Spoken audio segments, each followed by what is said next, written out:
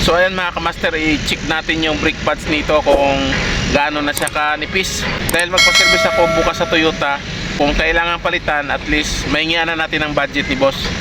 Kaya tanggalin na natin to.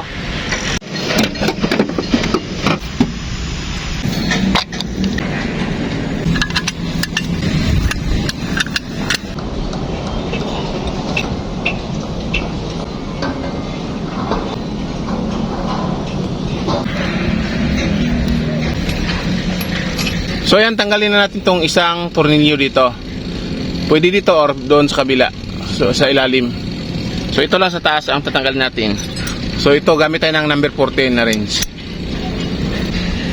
Ayan.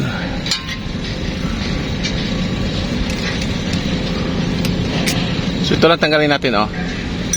Ihawin na natin. Ayan, pababa. Ayan, nakikita na natin yung, ayan, oh. Ang nipis na. Manipis na, kung makita nyo, nipis na, oh. Ito, isa din, oh. So palitin na talaga to. Ayan, kasi hindi din to magtagal. Siguro abot pa naman isang buwan, pero magpapaservice na naman tayo ulit. So kailangan natin i-request na palitan bukas, dahil magpapaservice tayo bukas. Ayan, so ganoon lang mag-check ng brake pads. Napakabilis lang.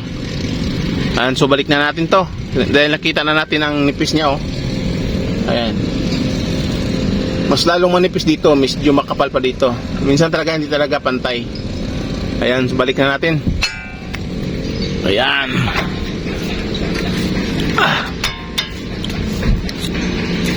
Ayan, balik natin. Ganun lang kadali. Ayan, balik natin. Okay. Ayan. So ayan mga kamaster, naikabit na natin ulit ang gulong. Tinanggalan natin yung jack. Oh. Grabe, ligo ako sa pawis, oh. Tomorrow. So good morning mga kamaster. So ayan, papunta tayo ng Toyota ngayon, sa Toyota Alabang. So nandito tayo ngayon sa Pasig. Paalis pa lang ako sa office. Dadrop ko lang ni boss sa office, kaya ngayon nagmamadali ako dahil alas 8 yung schedule ko.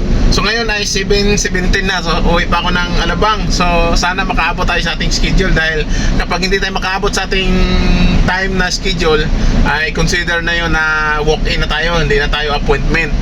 Nako, ang priority kasi yung appointment. Patay mga kamaster, sobrang traffic ngayon, no? Dito sa Pasig Bridge. Sana dito lang ang traffic. Pagdating sa unahan, wala na. Oh, grabe ang traffic. So ayan mga kamaster, papasok na tayo ng SLEX. Ingat lang tayo.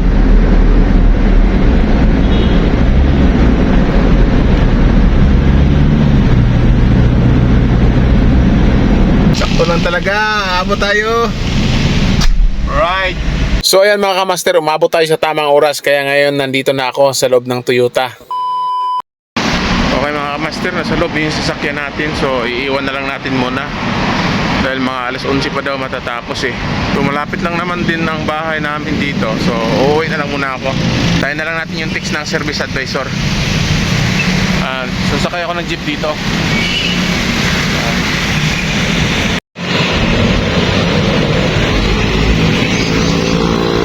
Maraming jeep dito, papara tayo ng jeep dito.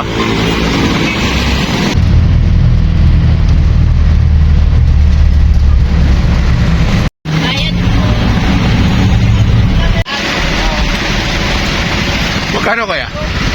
Magkano? 12. 3 hours later. Ay mga kamaster, babalik na tayo sa Toyota dahil nag-fix na yung Toyota na tapos na daw yung unit. Ready to release na daw. Grabe ang init. A few minutes later. So ayan na mga kamaster, ilabas na natin yung sasakyan dahil nakabayad na tayo. Ayan. So babalik na tayo sa opisina. So ayan mga kamaster, lalabas na tayo. Oh, pilaw. Ang kitid ng daan dito ah. Pero ayos lang.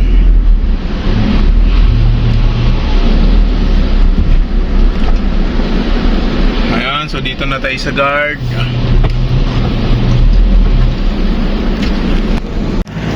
Ayan, nakalabas na tayo.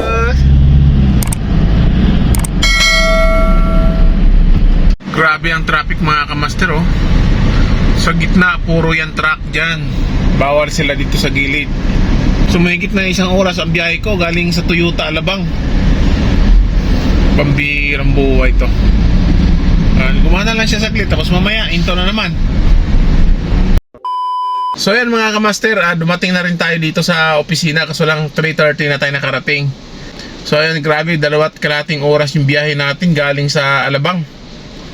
Ang lakas pa ng ulan dito oh. Ay, di makita. Grabe.